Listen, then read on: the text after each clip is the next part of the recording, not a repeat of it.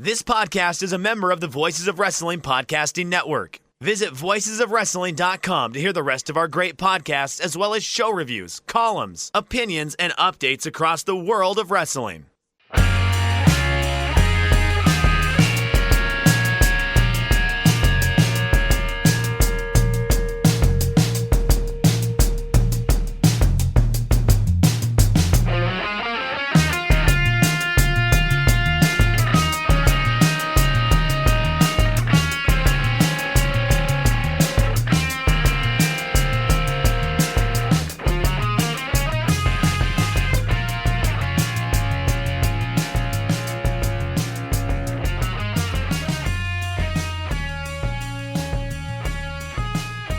Shake them ropes. Jeff Hawkins, Chris Novembrino.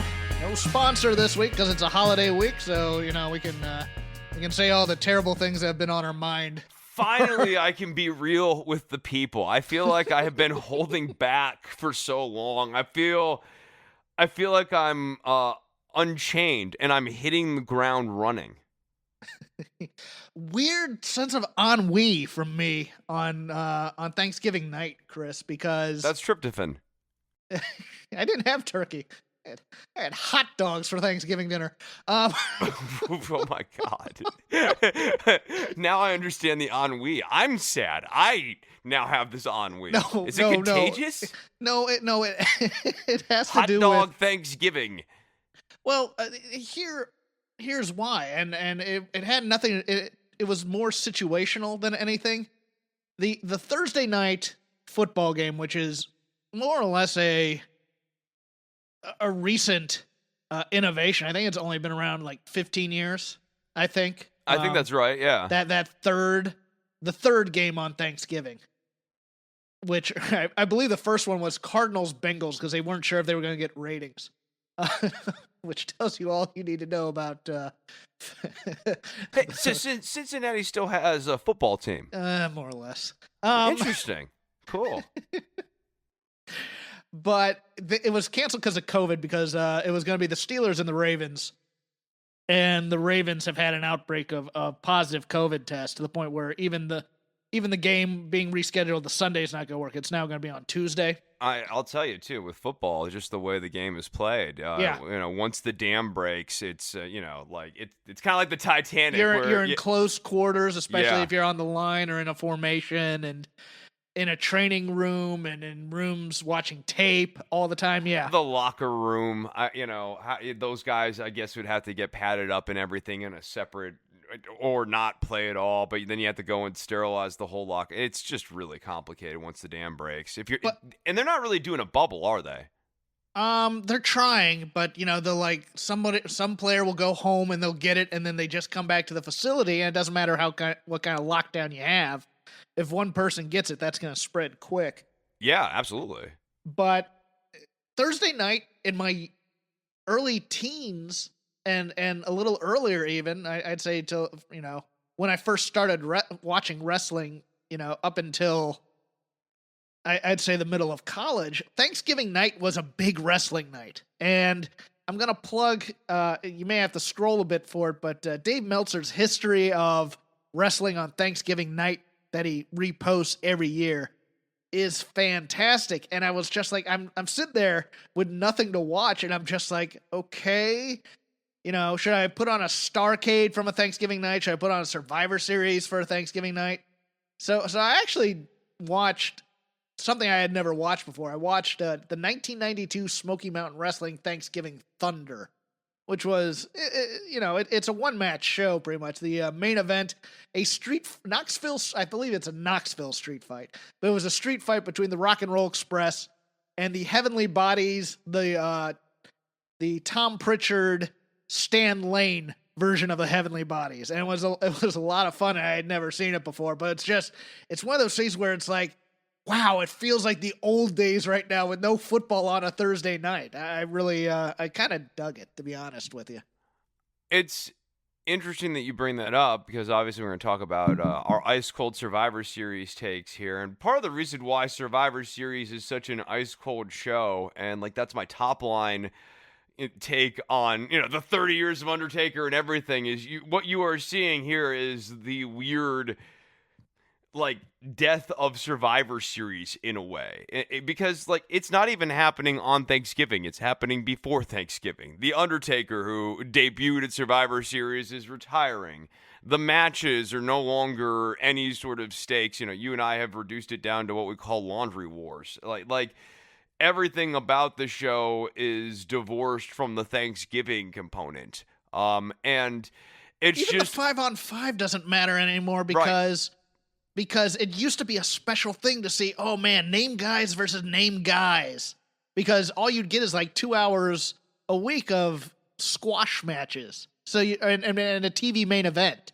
So even this, and this is of course one of the quote unquote big four. It was, I think, the last of the four. No, I think Royal Rumble was the last of the four, but it's moved up in stakes. But it used to be you'd have 4 pay-per-views a year, and Survivor Series was one of them. And was a special deal to see these types of, it's basically tag team war games type of thing going on with Survivor Series. And now it's just, since you see good matches every week, it's reduced the need for Survivor Series.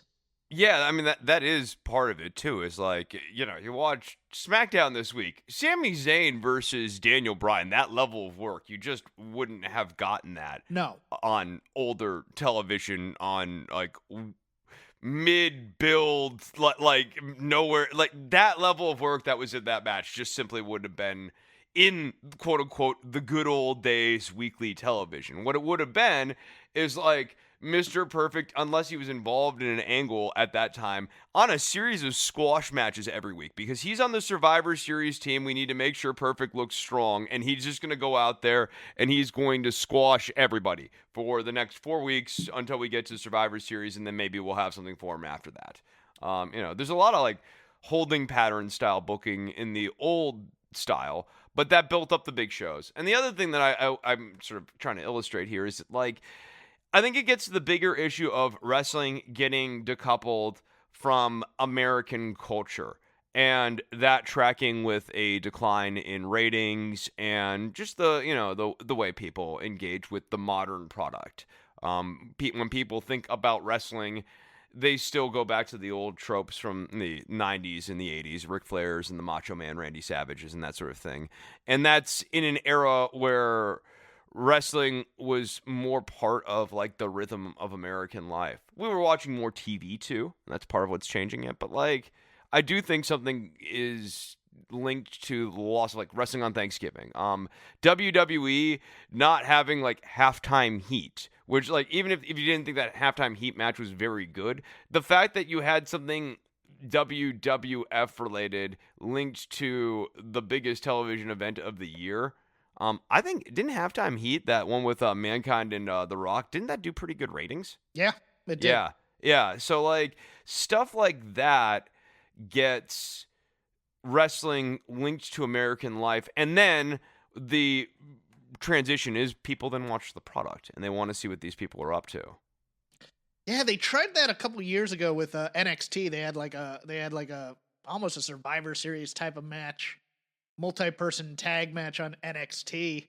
I think that it was on the network. I can't remember if it was on the network or on USA. I think it was on the network where you had to go to the WWE. It's weird because like NXT, especially in that era, is like the really good indie rock of professional wrestling. And it was so a pretty like, good match. Yeah. It's like really good indie rock is not what you expect to see at the Super Bowl halftime show, right? Like you expect to see Big Pop, Creed, maybe. U2. Creed, if you lived 20 years ago. Up with people.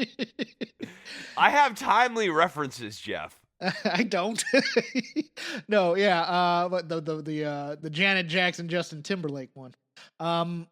Yeah, I agree with everything you said there. There's nothing I can add to it. So I'll go into the news.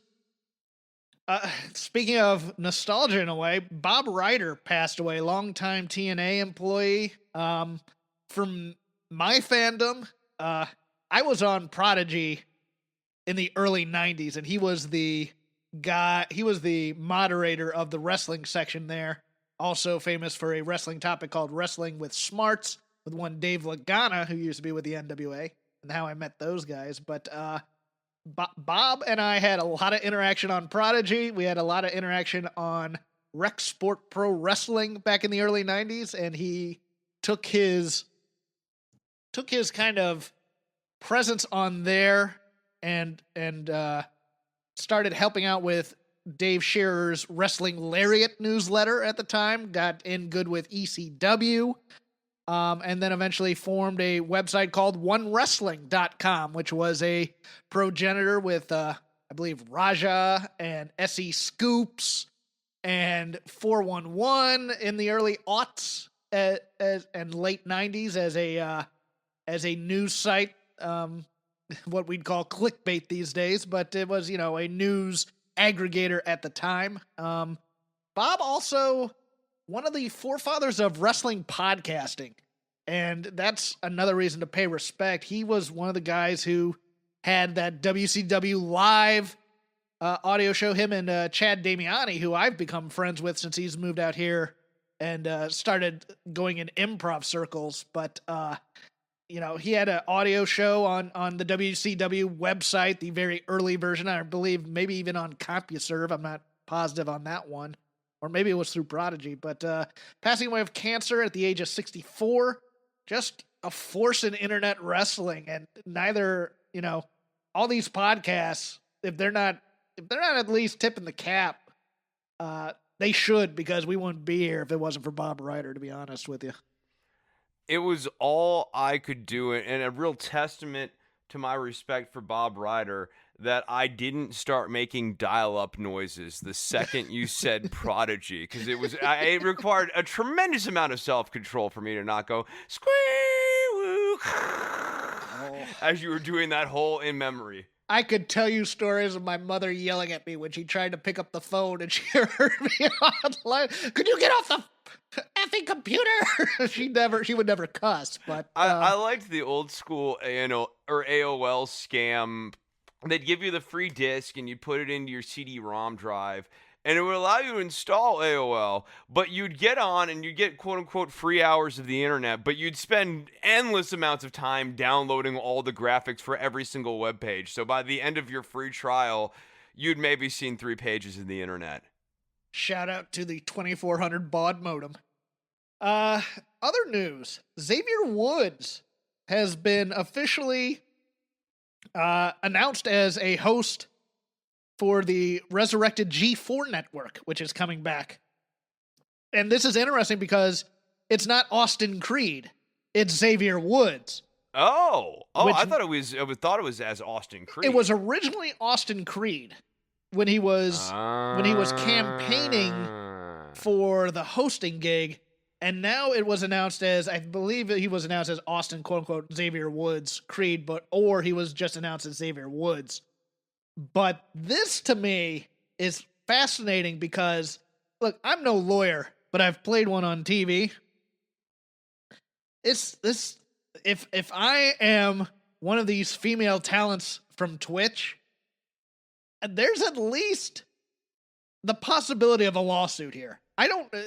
Yeah. At the least, it's favoritism, which isn't a lawsuit worthy. But if you wanted to extend it to equal protection, there's a possibility of that. I think so. I would want to know the nature of the conversation that the New Day guys had with Vince when all this stuff with Zelina Vega was going down. If you remember, like when we were doing the news segment then, one of the reports is that the New Day guys went and met with Vince about Twitch streaming and all those sorts of things, and the impression we got was that they were doing it kind of on behalf of the talent. It might very well have been that Xavier Woods was fairly along in this deal and wanted to make sure that he protected his egg. Well, yeah, and the flip side of that is when Up, Up, Down, Down started to really get traction. And it has major traction, too. So, yeah. To make it clear, I get why Woods was thinking much bigger than WWE at this point. Well, they originally wanted to shut it down, if I recall correctly, and then eventually the network picked it up as part of their product that they put on the network. along with the New Day's podcast and whatnot. I think the New Day has an exception in their contracts or something, because they are, for lack of a better term, they're made guys and they're not made guys. And the New Day has proven themselves to be a cash cow. So they get the special, they get the special treatment as opposed to, say, a Long Island Ice Z YouTube channel by Zack Ryder, who's no longer with the company. I think there are rules for some people and not rules for others. Let's put it that way. No, I think that's a reasonable read on the situation as well. But I'm going to be interested to see if Xavier actually, if this is kind of, I don't know how far reaching the G4 network will be, or if it's just going to be a YouTube channel, or if it's going to be on terrestrial cable as it once was. So depending on the money, Xavier Woods is not he's young compared to me, but he's not young in wrestling per se, and the bump card has some punches in it. I would be very interested to see if this was a way out for Xavier Woods as well. Well, yeah, I've always viewed the building out of the gaming brand over the last, 5 years here to be step 2 in what Xavier Woods views as his career, which is, getting right down to delaying some of the WWE stuff earlier on in his career to finish up his doctorate. The guy's always had a longer-term sense of what his career path is, and it's one of the things I really admire about him. And he's, is thinking about, how many more New Day versus the Street Profit matches can there be? It's not hard to realize, given the way WWE's booking patterns are in the modern era, when you have more or less hit the ceiling of what is going to be done with you in WWE world. And the New Day has hit that. So long as they're selling merch, it makes sense for them to be still there. But, if they are not selling merch, or if now they can go and do G4 stuff. If you could make the exact same money and not fall on your head occasionally, you're going to do that. Yeah, which, if you could make 80% of the same money and not have to take a steel chair shot occasionally, you're probably going to do that. Yeah, Exhibit B is Sasha Banks changing her Twitter profile to be Mercedes Varnado based on the fame she's getting now from The Mandalorian, which I'm sure, even if this run is about keeping Sasha happy, now she has leverage because she has a bigger fan base now than she ever did. The one thing that gave Vince leverage over Brock is that Brock didn't like getting hit in the face, but his other job, UFC, made him more likely to get hit in the face, and he liked getting hit in the face there even less than his original job.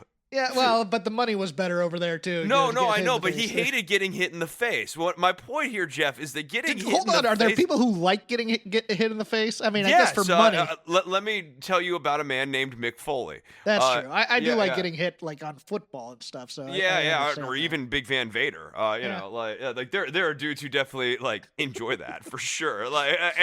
And we love them. But a lot of these people, have, let's say, an ambivalence towards it. They don't dislike taking the bumps, but they also aren't sitting there and jonesing for it. Give me more, give me more. Poetry, walks on the beach, getting hit in the face, turnoffs, mean people. Yeah. Yeah, right, exactly. No, most people. So my point here is that, I think would you take a 25% pay cut to not take a steel chair to the back of the head again? I don't know. If you've taken enough steel chair shots to the head and you're starting to have some neck damage pile on, probably. Very quietly, the WWE has settled a multitude of different lawsuits regarding securities fraud and insider trading related to Saudi Arabia, the Middle East TV deal, and the October 31st, 2019 Crown Jewel show, and the alleged hostage situation. Alleged. Well, yes. Credit to the Wrestling Observer for this text. The settlement was for $39 million. This was settled on 11/18, and it looks like insurance carriers will be the ones paying the bill. This is interesting because it kind of goes against most WWE legal mindset, which is to drag things out until plaintiffs relent and want to settle. and this is the largest. Settlement since the Owen Hart death lawsuit. I think the best take on this, again, credit to somebody else, was Todd Martin, an actual attorney who has not played one on television, who said basically that he thinks the reason that WWE settled was fear of discovery. And what would come out of that, there's a lot about statements about a TV deal in the Middle East that may have been not true and deceptive, and other things about the entire hostage situation, who knew what and where. A lot of liability issues there for sure. Yeah, we talked about this. There was somebody who was on the plane at the time who was going to testify in court. That would have been interesting. It was either going to be one of Anderson and Gallows or FTR, according to rumors. So yeah, we talked about that on this show. Any other thoughts on this, Chris? Well, I mean, there's still kind of open questions about how the hell that Arya Davari Mansoor weird Saudi Arabia anti-Iranian propaganda scene thing happened at the first Saudi Arabia show. And I mean, like, 'cause I'm telling you this, Jeff, I don't believe that Vince McMahon sat back there and was like, we need to do the Saudi Arabia-Iran angle. Like, someone fed that to them. And yeah, like, getting back to the Discovery thing. But that was the first crown jewel. Was that first? That wasn't the same one as that wasn't the same one. No, but on that one, this has been a very bad relationship. They just wanted the cheap heat. That was all wrestling. That was. I don't know. I don't think that was purely wrestling. I don't think we're making Saudi Arabia's like national hero. We're doing the whole Saudi Arabia talent. I think that was in conjunction with the Saudi government, because they also ran pro Saudi Arabian advertisements and stuff. Yeah, but that was but I believe they may have floated. Yeah, I don't know. That was. Whew. I remember that, and that was just, what are you doing? This has been a horrible relationship. I'm like, do they have any more of these shows planned in the works here? They're contracted to do shows. I believe they had a 20-year contract. Yeah, that's right. It was like a really long time, right? Yeah. They did do one. They did do one this November. They did one. I believe they did one earlier in the year. No, they haven't done a show since then. But the WWE election special live from Saudi Arabia would have been one heck of a show. Well, there's a weird thing about payment, and whether or not that. I think that's the crux of the Discovery thing too. Is whether or not WWE was so mad about payment that they cut something, or there was some issue about, we haven't been paid yet, so we're not going to give you this. And that's why the whole hostage situation happened in the first place. Not a hostage situation according to everybody else, but the people involved. But, the people stuck on the airplane felt like they weren't getting off of the airplane. Let's put it this way. The people who got out don't think it was a hostage situation. Well, yeah, and then there are the other people who didn't get but stuck on the airplane. Everybody else does, yes. Billy Corgan's NWA announced a new weekly show on Tuesdays at 7 called NWA Showcase. The show will be taped at Thunder Studios out here in Los Angeles in conjunction with the weekly Tuesday night UWN shows, which are on pay-per-view. We will not be covering that. I believe our NWA coverage on Shake Them Ropes is pretty much dead, except for anything having to do with AEW, Chris. Yeah, I mean, I may keep an eye on it, and if the product heats up, it would be something that might get back into the purview. The same way that, like, when AEW heated up sufficiently, like, we have a fairly low bar here on this show of what just heating entertain up. Us. Just yeah, entertain I mean, us. like, if you think about like, AEW. I mean, we've done NXT UK, we've done NWA Power. If a product heats up, we'll talk about it. But also like NWA has had fits and starts. The talent share, getting back to this, the talent share relationship with AEW has been really smart, because like now, if NWA is going to have any hope with this relaunch of this new product, it's in no small part due to the generative relationship that they've had with AEW for the last several months here, and having guys like Ricky Starks and Eddie Kingston be key parts of AEW's product is good for NWA. Legendary enhancement talent Dwayne Gill suffered a heart attack on 11/25. Keep him in your prayers. Fightful learned that Arturo Huas sustained an arm injury on last week's episode of NXT in his match with Kushida. Huas filmed some additional content for WWE Digital, but it didn't end up making the air. When they asked about their status on Raw, they were told that sidelining Raw Underground set the stage for his NXT return, and his NXT appearance was not scheduled to be a one-off, as there were creative plans for him moving forward in NXT. That's a shame. I love that guy. No, I'm a big fan. I think it makes all the sense in the world that there were greater plans for him because of the promotional package. I mean, like, they gave him this tagline of total destruction. Like, you don't... Yes, we were joking about how, total destruction, he loses this match against Kushida, but the clear indication there is that this guy is going to get important and meaningful wins here, on the way to mid-card success. Okay. Gosh, we've gone that long. That was a half-hour preamble now into the actual wrestling. Ice Cold Survivor Series takes. I'll give mine, and then I will give you the floor, Chris. This was a 50-50 show at best. Things I liked the New Day Street Profits match. It felt old school, where they're working on Montez Ford's core. I liked watching the New Day work heel, even so slightly. I thought that was a nice little nostalgia piece right there. I liked but didn't love the Sasha Asuka match, and I liked but didn't love the main event. Everything else wasn't very good, I didn't think. But it was predictably not good. It's like yes. you knew that these matches weren't going to be great going into them. So, the 5-on-5s they just are what they are. Yeah, and the women's match especially, because that was the one that needed to make a star, and it didn't on multiple fronts, and the logic in it was just so baffling to me, because the one person who would have come out of that thing looking like, in terms of the actual results, the one person who should have come out of there looking better than she did was Peyton Royce, who pinned Bayley, the longest reigning SmackDown Women's Champion, clean as a sheet with her finisher.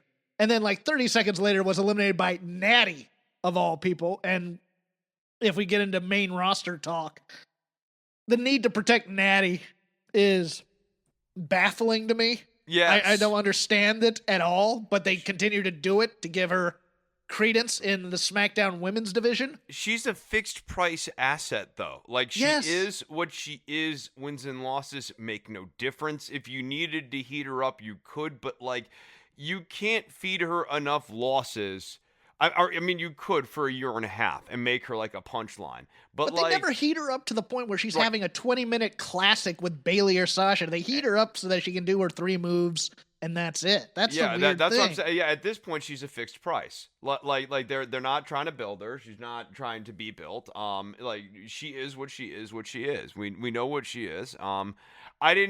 The Peyton Royce thing is baffling. Shayna Baszler in this tag team with Nia Jax. I was going to get into that. Yeah, go ahead then. Here's the weird thing, is because people were on me about my take that nobody was built from that match, because Lana, whose entire gimmick is she sucks. Oh, that's come her gimmick. on. She's a punchline. She is the Leon Ruff of the main roster's women division.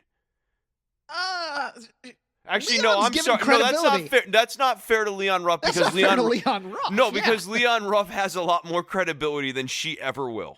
Shayna continues her baffling main roster gimmick of not understanding the rules of professional wrestling, where she's DQ'd like a dope. I did kind of like the Ruby Riott pin spot of being knocked out, because that's how Shayna's always pinned, is Karafuna clutch, roll over 1, 2, 3. But she's DQ'd like a dope on the 5 count. And then Bianca and Nia have this weirdly staged double count out, because God knows we need to protect Nia Jax and not make Bianca into the sole survivor, which she should have been here. Bianca Belair is money. She's a face of the division. She's next generation of the horsewomen in terms of evolution.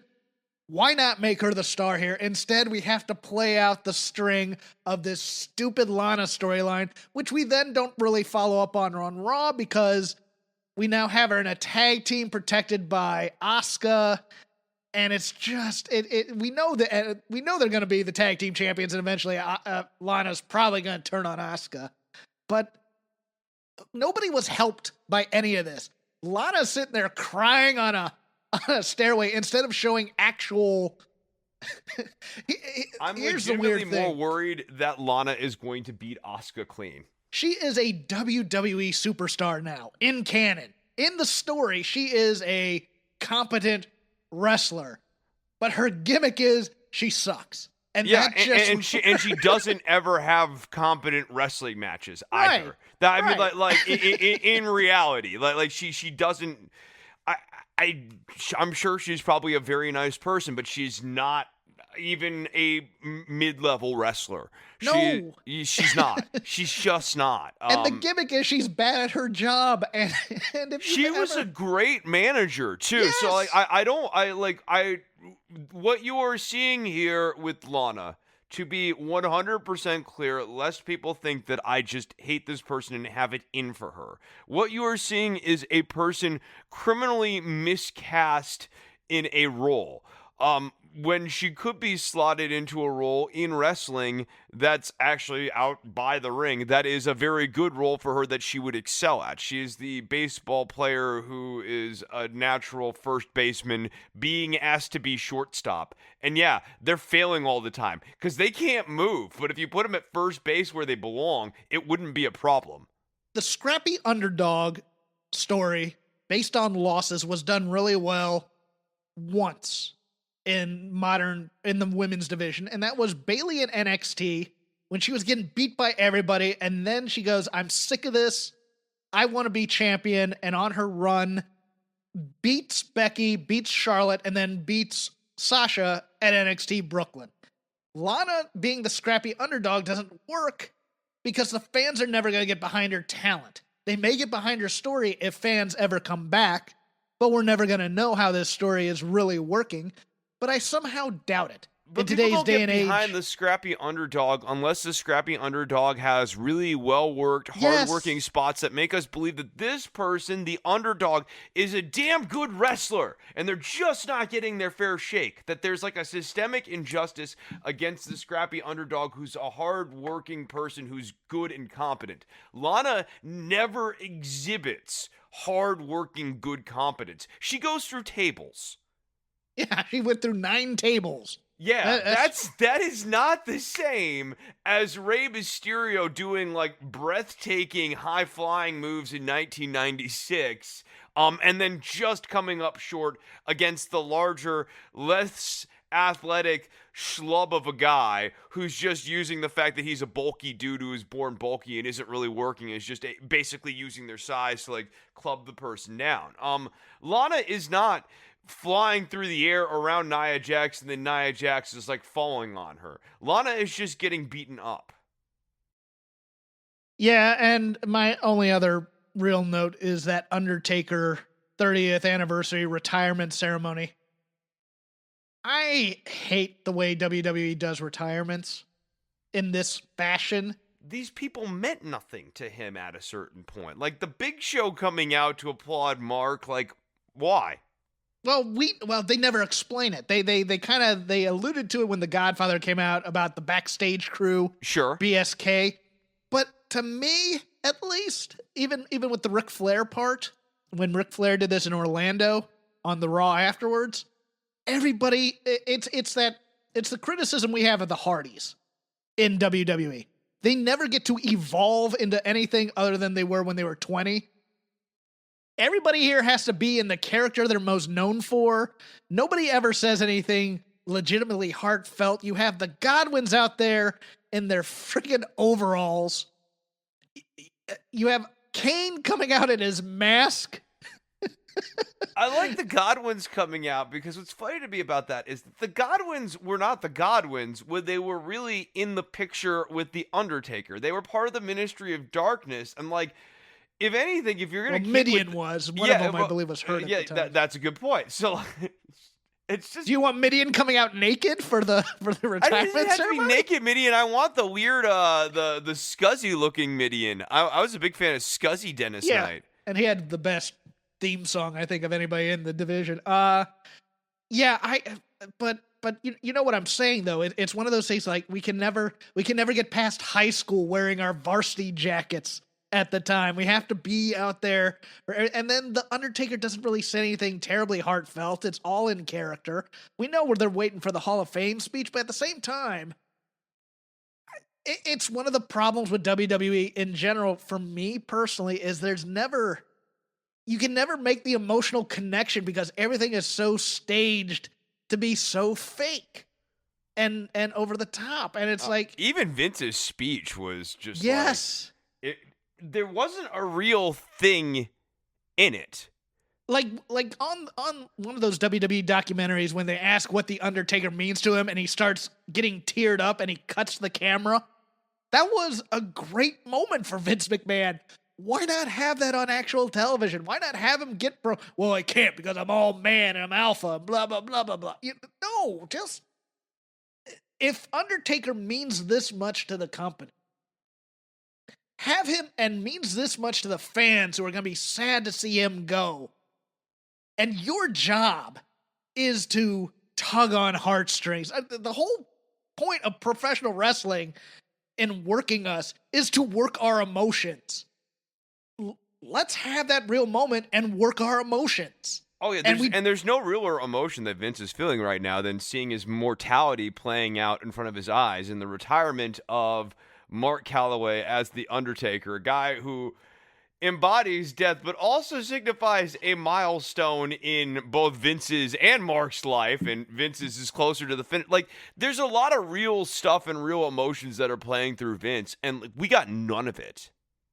Yeah, and we got a hologram of Paul Bearer, much like Tupac at Coachella. And here's the thing I hate about this: if you're gonna do it, it's gotta be like Return of the Jedi, where they come back with like that kind of fluorescent blue. Like, I think I tweeted that picture when that happened. I tweeted the Jedi picture. Yeah, I think that's the only appropriate way to use hologram versions of people. And I make kind of them want look to see like Jedi. I kind of want to see the Undertaker broken up by that. I would have loved to have seen that been a surprise, and just but you know, I know always you can't. loved the Kane and Undertaker stuff with the urn and CM Punk.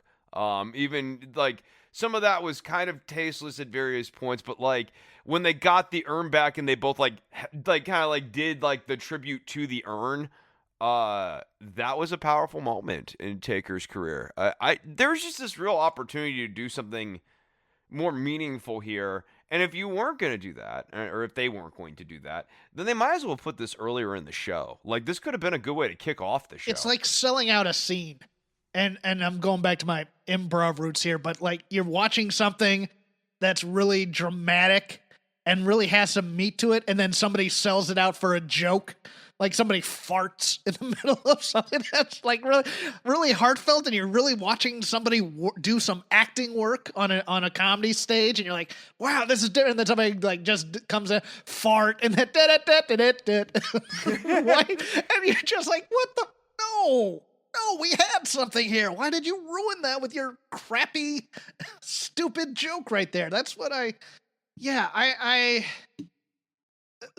the only graspable moment like that to me right now, as I'm just trying to think of it, the retirement, certain retirements that are unexpected, like Edge and Daniel Bryan.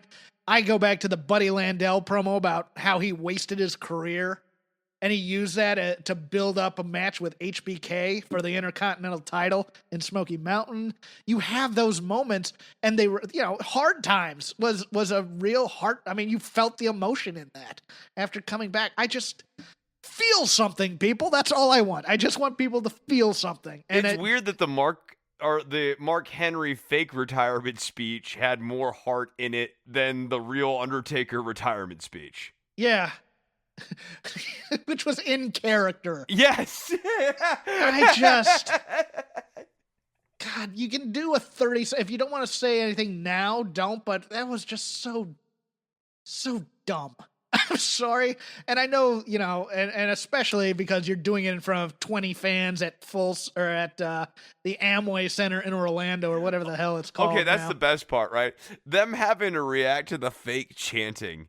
Nothing makes this Thank scene... you, Taker. Yes. Clap, and being piped in. And he has to wait for them to die down and everything. I mean, it's been so great. Oh, if he had just done the motion of, please, everybody be quiet and be seated. No, he touches his heart and points out to the fans and mouths thank you to them. Yes, just hitting the heart and pointing up and all the just go full on selling it to me, because I'll take that. Lie to me, but just make me believe it. That's all I want. That's Any other Survivor Series thoughts? I have none. I don't know that I'm going to. I don't know that I have any other thoughts. I'm just like scanning real quickly on the card here. Asuka and Sasha was good. There's a happy medium between the match that the Street Profits had and with the New Day and the match the week prior between the Young Bucks and FTR that I think equates to good modern tag team wrestling. Mm-hmm. That's my only kind of thought about the New Day match. Is like that left me wanting a little bit because of the WWE style, and the FTR and Young Bucks match left me wanting a little bit because of the sort of like overindulgent indie style. And somewhere between these two styles is my happy place. Yeah, exactly. Yeah, because actually it's weird because the Street Profits match was more of an old school tag match than the other one. Yeah, but it just had a little bit of the WWE stiffness to it. You know what I mean? Like they have certain beats and stuff that they do that feel very inorganic. But both teams have to make the hot tag at the same time, but to your point, like no, there was like limb and body work and like a lot of old school conventions and things that I like, and it's clear that like Dawkins and Montez Ford and obviously Kingston and Woods are like fans of wrestling and fans of wrestling's history and like get those kind of conventions and are trying to incorporate as much of them as they can get away with inside of a WWE match. All right, so December on the main roster is placeholder before real matches for Rumble. And it feels like that. It feels like all these matches that they're leading up to are let's wait to see, or let's do something that has smoke and mirrors with the TLC gimmicks. The people that are being put up for title shots are sacrificial for the most part, including Braun Strowman, I think, because I think Braun Strowman's eventually going to be put there. But I mean, you have your Bailey Natty. It looks like they're going to put her in. That's going to be a 3-way. It looks like some aspect of the Hurt Business and the New Day for the tag titles, with dissension already starting amongst them. You're probably gonna have Ziggler and Rude on the SmackDown side. You're gonna have Kevin Owens challenging Roman Reigns, and he's sacrificial. You're gonna have Sami Zayn, being fed to somebody probably in some way. And yeah, it's interesting. The Sami Zayn Daniel Bryan one might actually be the only real title change that happens at that show. Yeah, but they're playing the Sami Toru Yano thing hard, right? So I know. Out. Yeah, he might keep Banana Peel winning. Yeah. Boy, it's actually gonna be Big E. I think. I don't think it's gonna be Daniel Bryan. That is true, and I could totally see Big E. Well, actually, I could see Big E beating Sami Zayn. Yes, I could too. I think that's going to be your one title change, but it's going to be a lot of, you're going to have Carmella and Sasha, which could be better than expected, I think. Yeah, Carmella's like, she's sneaky not good bad. Yeah, exactly. I won't say she's great. I will never say that she's a great wrestler, but there were matches in that run with James Ellsworth where she was sneaky better than people gave her credit for. Yeah, no, she's a good ring presence. I love her so much as a heel. She really is a good heel. I mean, she's actually not a bad babyface either, but like she's always really found her stride as a heel. And I don't know how I feel about this particular character, but we'll see. We'll see. Like if she's made some tweaks to the offensive style, and if her and Sasha are really on the same page, this could get her off on a good foot. Yeah, and the sneaky best comedy in wrestling right now, at least the past few weeks, is the meta character of Billie Kay being an out-of-work actress in the company that makes movies. I know they don't go hard into that, and the reason why it's weird, because everybody goes, why do people like this so much? I go, because it's good comedy and it doesn't overstay its welcome. Yeah, it doesn't overstay its welcome.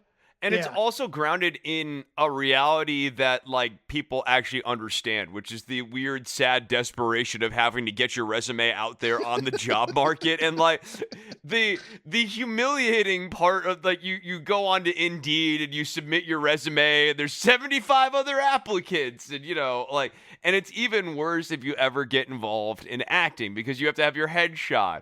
And, like, your entire life, everything that you've done in 30 years, 30 spins around the sun, is summed up in one photograph of you, usually in black and white, and then like blurbs that are written in bullet point form on the back of your headshot. And kudos to the writer who came up with the line, "I have a long history of talking." No, that was a very funny line. That killed me. I don't know. It's so perfect in its simplicity. I have a long history of talking. So if you need words, let me know. Anything from the main roster you wanted to bring up? Let me see if there's anything else on SmackDown that kind of spoke to me. I really liked the Kevin Owens, Jey Uso stuff, the wraparound on SmackDown here, and I thought that it made SmackDown, like, look, obviously these are all placeholder angles. That doesn't mean that these shows have to be unwatchable, and like this SmackDown was a very watchable SmackDown. It was watchable. I am not feeling the Jey Uso part of the angle. No, here's why. Because Roman Reigns and Jey Uso has very quickly devolved into Seth Rollins and the Disciple, only instead of like a fake religion, it's like a fake family dynamic. Yeah, and it's one of those things where it's the abuse of, because I thought Jey had bought in, and I thought he had gotten the rub from Roman at the end of Survivor Series. And then it's like the next night, or the next SmackDown, it's back to, you haven't proven yourself to the family yet. I like Jay's presentation as a killer, and they did a really good job for a while of building him up to true upper mid-card legitimacy. But what is happening now is like he's getting a little too overexposed as the attack dog, which actually kind of does this effect of like moving him down a little bit. And now he's like, a flunky more than a killer. And Roman has cut him down so much that Yes. he's turned him into a flunky. It wouldn't have even been bad if Owens did what he did to Jey Uso, if Roman's disposition towards Jey and the way he viewed Jey was with greater legitimacy. Like, if Roman was aghast that he saw Jey get dismantled because, like, Roman actually believed Jey was going to get the job done, that actually adds to the impact of Kevin Owens attacking Jey Uso. Whereas Roman has really put out in the air that Jey's the F-up. And when you put that out there, like, the viewers believe that, and then it sort of makes it expected that people should beat Jey. Whereas if Roman believed that he had infused Jey with a new killer instinct, and we had seen Jey have recent success, we would believe that Jey had a new killer instinct, and it would make Kevin Owens going over the top on Jey and going full fight Owens fight on Jey Uso be that much more impactful. Yeah, if Roman is Michael Corleone, I want Jey to either be Al Neri or Sonny Corleone. I don't want him to be Fredo. Right, yeah, and you're definitely Fredoing him up right now in a way that's completely unneeded. Yes. Godfather reference for those of you who don't... some of the younger viewers may not have seen the classic Godfather. I know that's hard to believe, Chris, but, you know, I go with that. But, yeah, I want him to be a competent enforcer for the tribe. I don't want him to be... I don't want him to be the stooge. I don't want him to be the red shirt of the tribe. I want to see some dynamics on this. I want to see some depth to it. I want to see, I want to see where it goes if everybody's I like competent villains. I think competent villains make heroes better heroes, as opposed to, for example, The Miz is, if you read comic books, The Miz is that weird stupid villain, like who would be an example of a villain who's has no fan base? I go with for very expanded Marvel Universe. The Mad Hatter and Batman. Yeah, the Trapster in the Fantastic Four. Yeah, in the Flash, maybe the Turtle, as opposed to say Captain Cold. You know, it's one of those things where it's like he's a goofy villain who doesn't get any shine, and it's basically an episode or an issue of the comic because they're trying to come up with a story for later that'll engage the readers, and they just needed a break for that month. Yeah, I want Jey Uso to be Frank Nitti to Al Capone. I want him to be the enforcer. I want him, and Arn Anderson to Flair. Longer. Like there are missing chapters here up to and including like a real reckoning with Jimmy, where Jimmy tries to reason with Jay, and like that should really set off Jay. And like there's just a lot of things that could have been done in the course of this to build up Jay. It feels like we skipped all of those beats at the expense of like kind of greater depth for Roman's character. Roman's now become like it's his character's almost funny now. I don't quite know how to essentialize it, but there's something about it that has went from like being ominous to being kind of goofy. His logic is so yes, it's delusional is what it is he'll go, he'll start off on that angry, intense heel thing, and then just and then he goes into conspiracy theories. It is what it is. It's like, man, if they don't respect you, then you need to speak up. And then and then the next gear will kick in. And it's like, if they don't respect you, they don't respect me. If they don't respect me, they don't respect. Yeah. Then he starts talking about like his sons and stuff, and you're just like, where is all of this coming from? And if they don't respect my kids, they don't respect their football. I don't care if your kids don't like you, but my kids are gonna like me. I don't want to be a bad dad. You need to get out there. And there should just be that moment of, what the F are you talking about right now? It's this weird familial like pyramid scheme where if like one block falls out, it all falls apart. The domino theory, but with a family.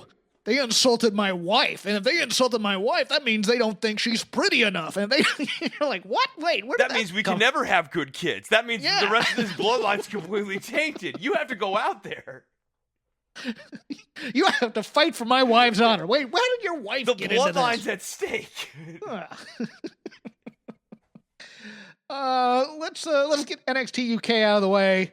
Nothing in terms of angles for me. You liked the Commonwealth Cup, or Heritage Cup. I just think that this kind of falls under SmackDown of like it is light, unsubstantial wrestling. I am aware of that. Like these angles are nothing burger angles.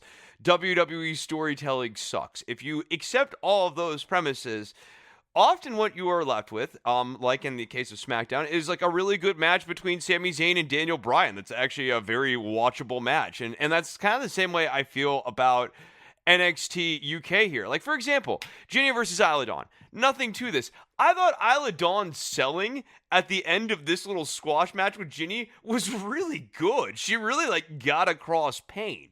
So if you go in setting the bar low in terms of expectations, I think you're rewarded. If you go in going like, this needs to really reinvigorate my youthful love of professional wrestling. Like, no, dude, NXT ain't doing that.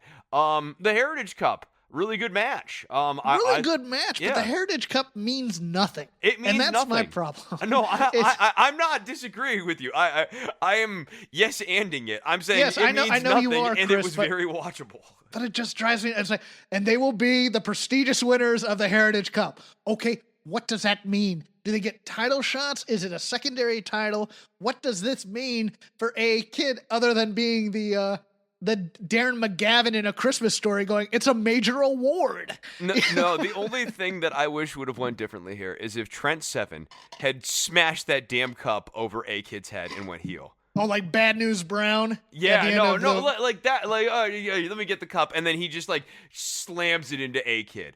Because I don't know. I get your look. Your logic is sound on that.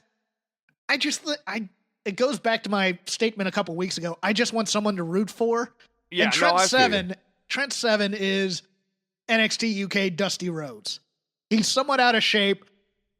He's in better shape now. Works great. And is an everyman that guys can get behind. Everybody can get behind. So I am fine with never turning Trent Seven. No, even though he's a fantastic heel. I'm with you. Works heel. I'm with you. I understand all of that. I think like you end the show with a big angle because it does sort of feel ho hum because we know the Heritage Cup means nothing. That's the other thing is if the tournament means nothing, you're best using the tournament as a forum to start a big angle. And so I would have liked that. Plus, like I don't know, NXT UK does need a little bit of a shakeup, and Trent going heel would be a good shakeup. Oh, you know the other thing I loved? I loved Alexander Wolf going backstage and meeting with Sid Scala. And Scala goes, okay, and Wolf demands that the Coffee Boys, in those terms, which is very funny. He's like, the Coffee Boys need to stay outside. The Gallus Boys need to stay outside. And Scala goes, okay, fine, but Imperium can't be ringside either. And Wolf looks like he had never thought about this. That he didn't like that. This is an outrage. My request wasn't thought all the way through. Hold on. Like, how can at first it's like it's what? And he's like, and like it's like going in. Yeah. It's going in and asking for vacation, but they say, hey, if we're gonna give you this vacation at a very busy time, you have to work this holiday. What? Yeah, it just never even occurred that there was going to be some sort of trade-off. And like, yeah, no, that to be very funny. So like, look, in total, a light show, a very watchable show. I love this Jordan Devlin character, dude. I think Devlin's just an ace. Like that, he's called the Irish Ace, but like he's just got like such attitude and swagger, man. And he has, you know, I'm kind of down on a lot of modern WWE music, but there are some like good themes. Devlin's got a good one, especially that intro, dude. Like where the horns are so like the heartbeat, bop bop. But and then the horns come in and stuff. It just gives him a real aura of a world beater. And I'm legitimately intrigued by the unification thing with the Cruiserweight title, even though I know it's a belt that means absolutely nothing. I'm like stoked for whenever Devlin and El Hijo del Fantasma finally touch Santos Escobar. They're not going to have that match. God, as the unification. I wish they would. I wish they would, but I think it's going to probably end up being Devlin and Swerve when they unify it.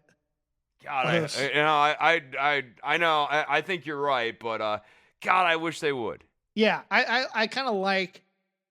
I like the two guys with the most star potential in the division. Not that I don't like Shane Strickland, Isaiah Swerve Scott.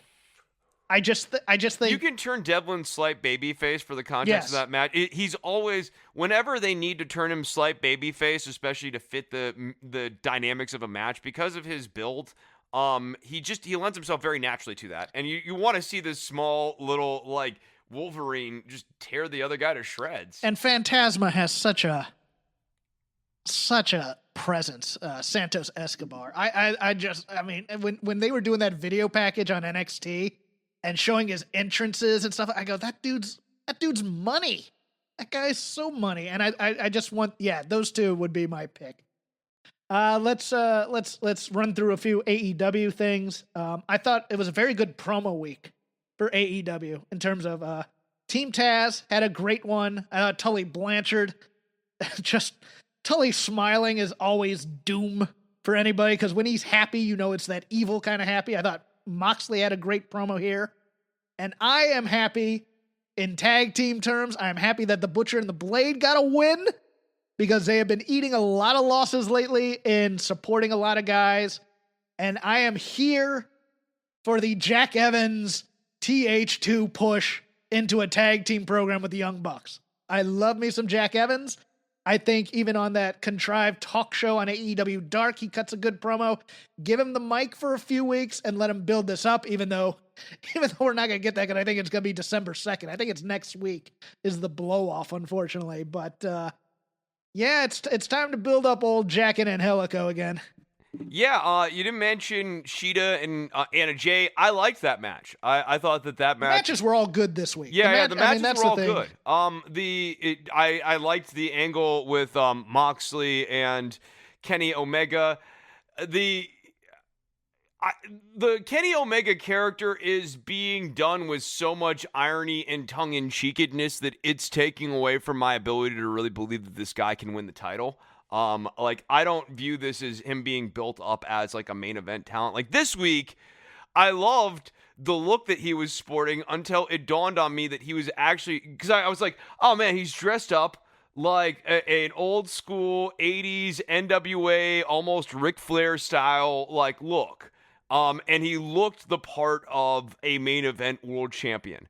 And then he started talking and it went back to the kind of like goofy cadence thing that Omega does. And it dawned on me that he's dressing like that almost ironically. And it fits in with the irony of like the Omega cleaner dancer girls that are like the Nitro girls and like all these other gimmicks. And I like that like Moxley clowned on all of that, but I just want Moxley to have like a more normal angle against somebody. Like I like the Kingston style feuds way more than I like the MJF and Omega style feuds.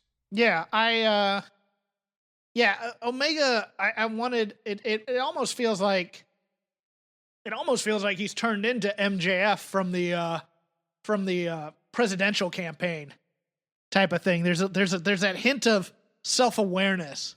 We'll get the whole I'm a wrestling observer Hall of Fame guy and we're going to have a wrestling match. And like, yeah, no, there's a lot of echoes of the MJF stuff, but there's also, to your point, the self-awareness of like, people say that I don't do wrestling. People say that I do, skits and like indie style stuff and I'm a Hall of Famer. I don't mind the name on the marquee says wrestling type of gimmick. And it was just a weird, as opposed to being kind of intense and saying this is going to be a wrestling match and I'm going to hurt you. Oh, it's going to be a wrestling match. Da type of thing. There's an intonation in there it's not connecting me. I thought it was Omega better. doesn't really want to have. I mean, that's part of it. He doesn't really want to have a wrestling match. Like the on-screen character and like Omega himself. But like the on-screen character wants to use the wrestling match as a way of taking away Moxley's best weapon. Right, and that's fine. Yeah, and that's the whole point. Like to me, I mean, the second part of that promo where he comes back and talks about Moxley's father, I thought it was a well-intentioned troll. But imagine MJF saying that line versus Omega, and think of the heat it would have gotten. Well, it would have worked so much better with MJF because the my dad can beat up your dad thing would be way better if MJF says my dad could sue your dad into oblivion. Yeah, because he has that whole cornet, I come from a rich family type thing. Whereas, like, Kenny's my dad can beat up your dad thing gets back into that ironic, self-aware, too cute by half, tongue-in-cheek thing that I'm having an issue with. Okay, and let's do two things. Number one, the Murder Hawk being involved in that last angle with the Death Triangle and Eddie Kingston's group. Well, you remember the Battle Royal, you see, yes. Jeff. Now, is somebody going to come out and even the odds? That's my question. Is somebody going to help Eddie Kingston in this, and who do you think it is? Someone would have to, wouldn't they? Because they need a fourth here. Ooh, who is going to be the new addition to Eddie Kingston's weird little family? I don't know. But yeah, it's a good point because you're going to need to have someone to spin it off with. I thought we were building to Pac versus Eddie Kingston too. So like the insertion of the Murder Hawk does sort of confuse things. I think there might be a double turn here in some way. Oh, and, the Murder Hawk turns on the Death Triangle guys. Well, no. I was thinking that the Death Triangle guys go heel on the Kingston crew, and then Moxley comes out to help Kingston. But I don't know. That would be like, really confused. Yeah. I'm with you, but like it'd be so weird to go like Butcher and Blade are the faces. Yeah, that's true. And the Death Triangle guys are all the heels. Oh, Butcher, I can see as a mad baby face. No, you just stand the Butcher like that. I do. That is just staunch pro Butcher bias. Beefy men. That's what I want. That's what I like in my wrestling, kids. I just think it's gonna be a one-off between Kingston and Murder Hawk, and then they go back to their respect. I don't think there's an alliance there or anything. Actually, I'm going to add a third question. So the second question, which I'm actually adding in now, was it Moxley who beat up Omega? Oh, you mean was it Omega who beat up Moxley?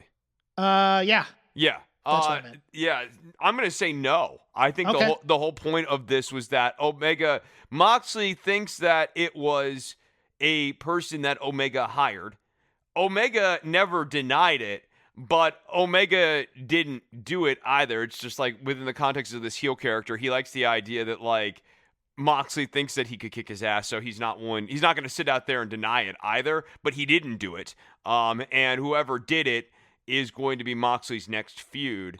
And this is also sort of the same problem I had with MJF, the MJF feud, which is that they telegraph too clearly where Moxley's going next. And they don't let you really buy into what's going to happen here in this chapter.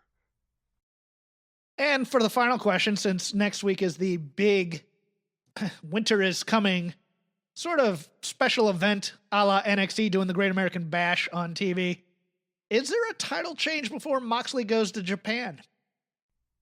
Where Omega wins? Mm-hmm. No. Okay. I tend to agree. I think he loses this one. I think Omega gets it on the rematch. I don't think he wins it on the first try. Yeah, no, this character's not winning. It's the same way with MJF. If the question is, can MJF or Kenny Omega be the AEW champion? Duh, yes. It's a presentational thing. Are they being presented in such a way where it makes sense for them to receive the AEW championship and like be the top of the brand person? And in the case of the Omega push, in the case of the MJF push, they were done in a comedy-tinged way that telegraphs, at least to me, with like sort of maybe a more old-school sensibility, but one that I think is just informed from watching a lot of wrestling from the 90s all the way through the 2010s here. They're being presented in such a way that suggests to me that they are a program for the month, but not a title change build right now. And we end with NXT. So this kind of continued its descent into main rosterville for me on a lot of fronts. Oh yeah, absolutely. I am mostly against doing a ladder match for control of War Games because we always know it unless you're Vince Russo. And that was a damn good match too. Yes. That was you're possibly good match. knocking out a guy, and you're also taking away from the heat of War Games when you do something this brutal on it. This in my was opinion. such a good match that now that War Games match has to live up to this match. Like that's the problem. The problem was not this match. This match ruled. It's just like it's such high stakes for the match you're building to. It's sort of like again, going back to the old days, in the old days, you didn't get this type of match. And like, sometimes that's a good thing. Sometimes it makes for a kind of boring week of Saturday evening television. But like, man, you give away a match like this at the or you don't give it away. You save this sort of thing for the pay-per-view. Like, this is a pay-per-view caliber match here. Yeah. A night of Grizzly Young Veterans returned. I was excited about. Oh man, I loved everything involving Everrise too. The way like the one guy was trying to get back in to save the other guy, and like they weren't. For the love of God, put Malcolm Bivens with Everrise already, please. Because these guys are ready to be your kind of gatekeeper heel tag team, or just gatekeeper team. If there's no good and evil, whatever, I'm fine with Everrise kind of being. I won't go so far as Midnight Express level, but they're that kind of act where they need. I mean, they're good on the stick. If you watch the WWE.com stuff, they're entertaining, dude. They have personality. They're great. Yeah. Give them a manager and let them go. I mean, but I love, the Grizzly Young Vets are always welcome, especially. Zach Gibson's just such a great, like, present promo. It's some people just have a charisma that slices through the television holds screen. The room. Yeah. And no Gibson is that what. guy. And, like, Drake's a really good foil. They have a great look. Like, we've moved away from the Drake as the weak link angle, I think, entirely here at this point with the reset. Drake and Gibson are just very much on the same page right now.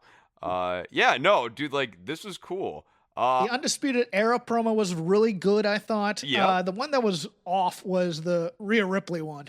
Yes, it sure was. I don't really love anything that's going into the women's War Games match. Oh, this thing is ice cold, isn't it? Because everything is...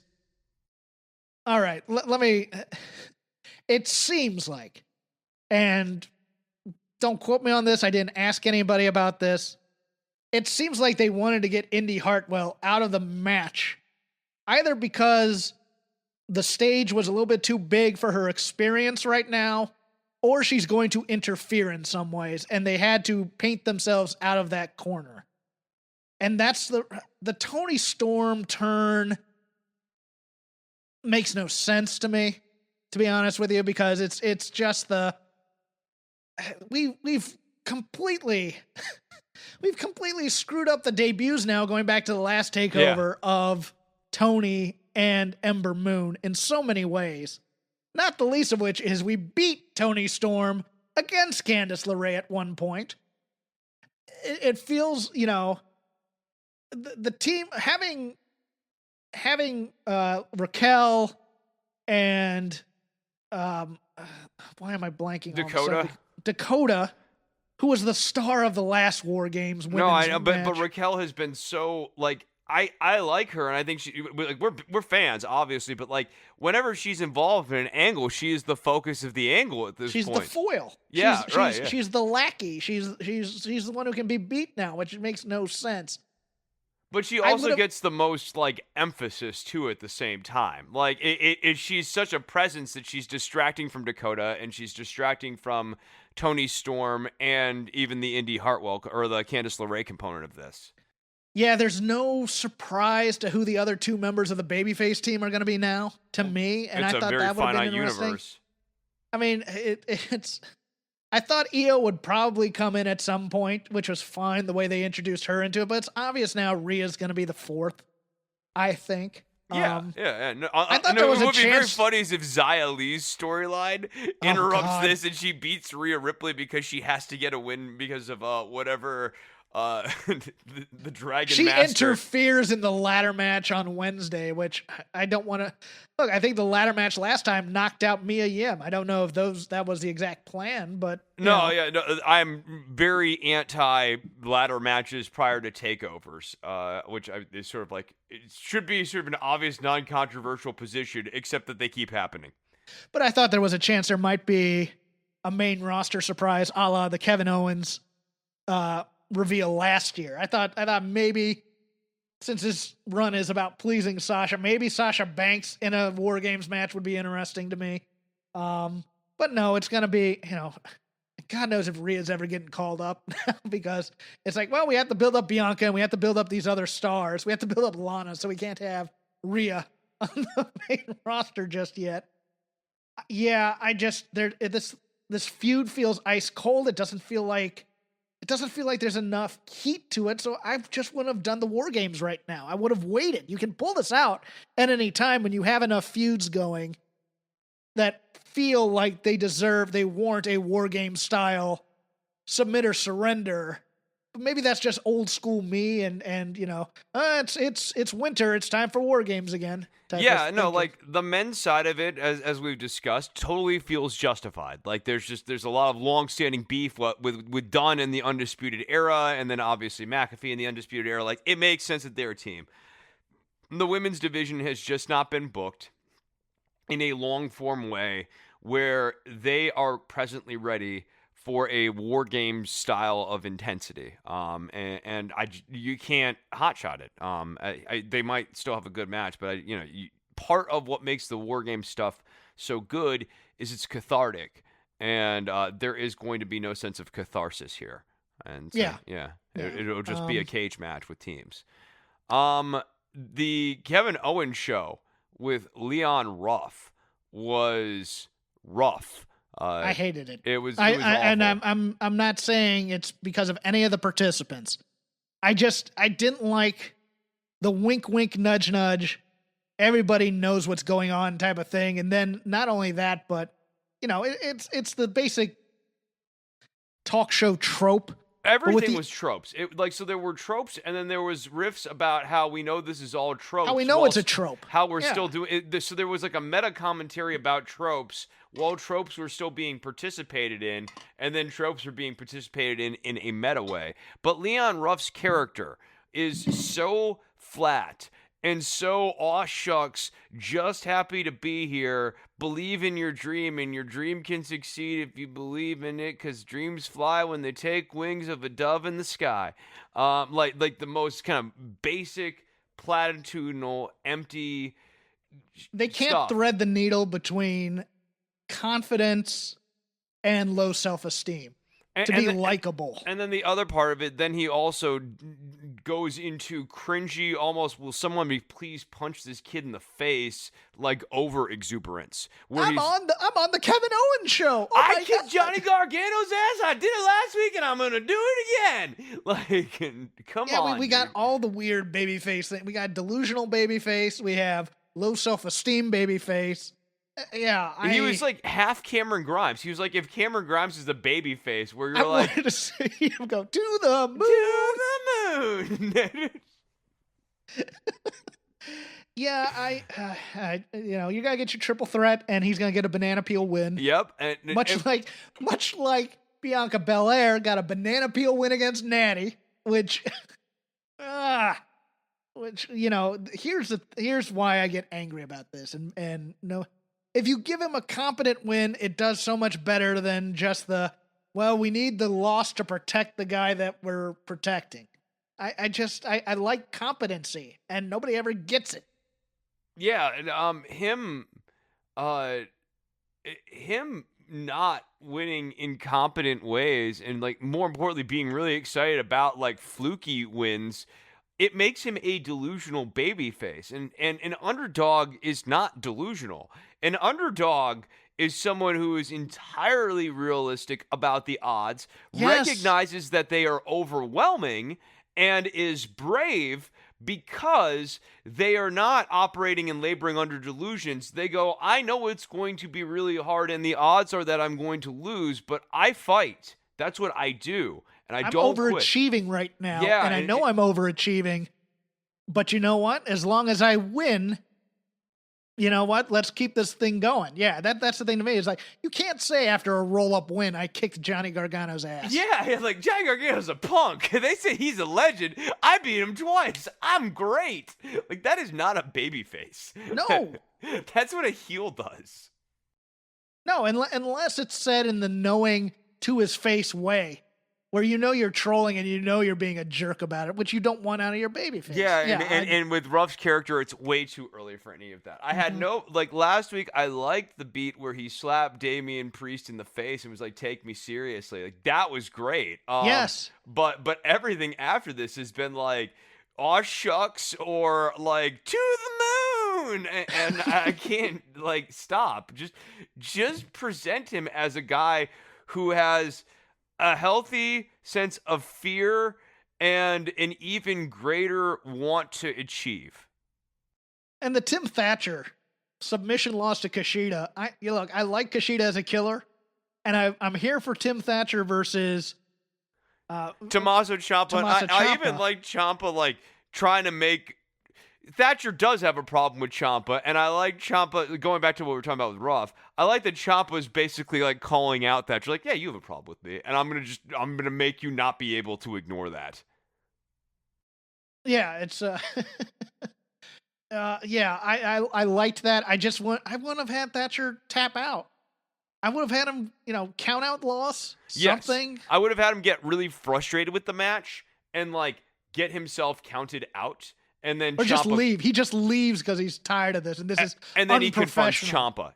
Yes. Ciampa backstage confronts him and does, because like the implication here, because you're trying to get to the point of Ciampa thinks that Thatcher is weak, and so you can have Thatcher exhibit weakness in the ring any number of ways without having him lose, and one of which would be him powdering from the match, but not about losing a match clean. That's the weird thing, is you can have him. You can have him be concerned about winning. I mean, it's No, this took him down a peg, and it took him down a peg at the thing that he's supposed to be really good Yes. at. Like, Yeah, that was the weirdest thing about it. You don't want to undermine his strength in doing this. He's a smart, calculated guy. So Thatcher's like the perfect guy you'd pair with Kushida if you were trying to build Kushida to greater credibility, because you'd be getting and I think over. they are. Yeah, I think they're trying. I know, but like you're also cannibalizing Thatcher when Yes. Yeah, that's my thing. When you're trying to build a program with Ciampa, so just don't put those two in the ring together, or as opposed to the distraction loss, or somebody's music plays and rolls up, have it be a smart thing. Have it say, hey, look, he was getting the better of me. I didn't want to take a loss right now. I'm out of here.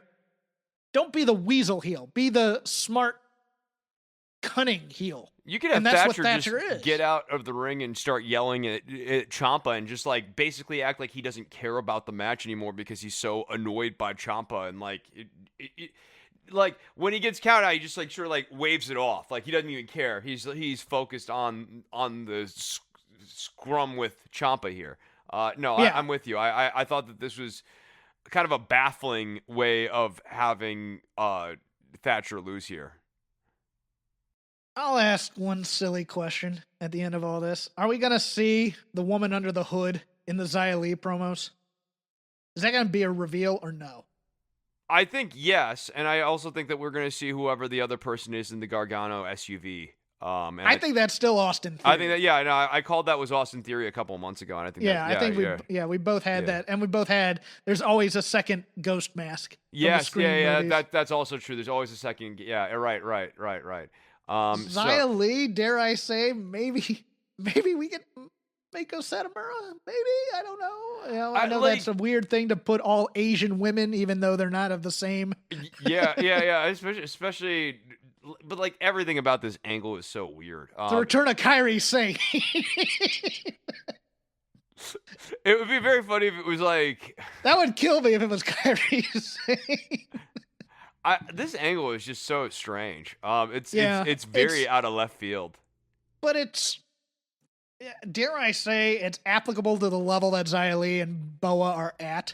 Oh yeah, no. I mean, there is always this kind of goofiness in mid-card wrestling where you have these weird supernatural angles, and from Bobby Heenan looking for the missing link in a cave to those Akeem the African Dream being the reveal of that from One Man Gang type of thing. It's at the appropriate level for this kind of stupidity. As long as this isn't on the main event level, I'm fine with it. Yeah, and hopefully it gets Xia Li some more confidence doing promos and some of the other things that she's lacking for what WWE wants out of her. Because I think that there is a lot. I like Boa too. I think both these people have in-ring talents that are really usable. Like Boa's got like a really interesting look, and like I like all the kicking and striking, and with a guy his height, it looks really good. Well, they're doing matches that aren't their style. They're doing indie-rific type of choreography when they should just be doing kick, punch, beat a guy down, and pin him. Yeah, no, I want to see WWE be a space for work styles, like, what we were talking about with Kyle O'Reilly, but like a guy like Arturo Ruas. I just needs a little more. They need a little more fluidity. And one thing that is kind of a positive in WWE in-ring style this year is like with like Timothy Thatcher and even like Matt Riddle and other people, the realm of the Overton window of what is acceptable in ring style in WWE has expanded a little bit more.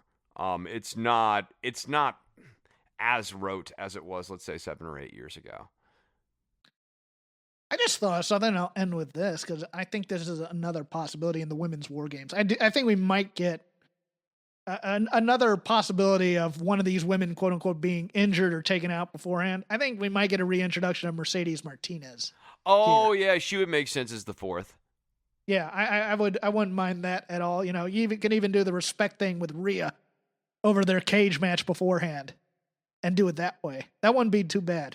But yeah, we will see next week. It's going to be Shotzi Blackheart against Raquel Gonzalez, I believe, in a ladder match. Okay. She might be on the team too, because they love her. They at least for all Who? the promotional stuff. Oh no, Shotzi's on the team. Oh It's yeah, that's right. Shotzi- Yeah. She Yeah, might it's- be. it's Well, she Shotzi might be with on the- it too. You know. So there Yeah. you go. Prediction confirmed. But that's going to do it for us. You can follow me at CrapGame13. You can follow Chris at Chris Novembrino. You can follow the show at Shake Them Ropes. No sponsors this week to thank, but we do thank our sponsors at all times. But we kept thank you it for- real this week. And let's thank the listeners and the supporters of Shake Them Ropes. It's a thankful week, Jeff. It is. I do not, trust me, anybody who listens to this at this point, I'm very happy you've stuck with us. Except for Cody. Cody, I could take her leave. Trisha. Yeah, I could take her leave, her too. We'd But like to especially thank Cody. the cats in our audience. We'd like to thank Oh, the them. cats are great. I love the Yeah, cats. sure. But yes, thank you for spending part of your holiday weekend with us. Chris is now on the smoke a cigarette after the portion of politics for Don't Worry About the Government. He'll tell you about it. Yeah, we're cruising into the holiday break here. So, usually what happens in December is I get basically everyone who's associated with the show, and we get them in and kind of do a year-end check-in. So if you're interested in kind of the year-end check-in conversations, you'll be able to hear those all throughout the month here of December. Obviously, a lot to talk about in each one of those, so those will be fun. Go and check those out at don'tworry.tv on iTunes, Stitcher, and Spotify. There's a video version of the show that you can watch if you support the show over at patreon.com/DWATG.